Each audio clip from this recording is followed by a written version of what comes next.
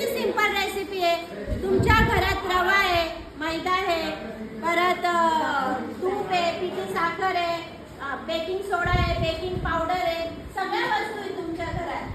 आलं का लक्षात? तुम्ही इझिली घरी बनवू शकता आणि चहा सोबत, दुधासोबत तुम्ही हे खाऊ शकता. आता आपण हीच बाहेर विकलं बनवून तर तुम्हाला किती प्रॉफिट आहे तुम्ही कधी विचार केलाय का? कधी विचार केलाय का तुम्ही?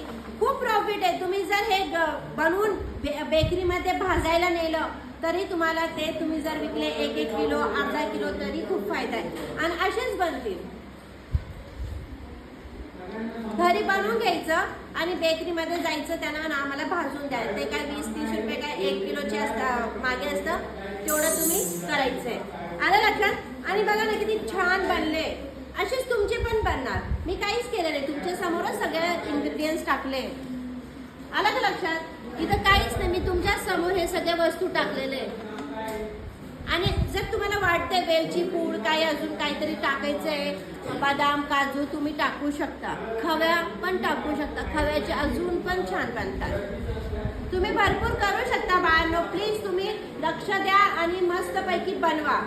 आतापर्यंत जितके पण प्रॅक्टिकल झाले काहीच अवघड नाही, हे तुम्हाला पण माहिती आहे. बरोबर? समजलं का तुम्हाला? ठीक आहे.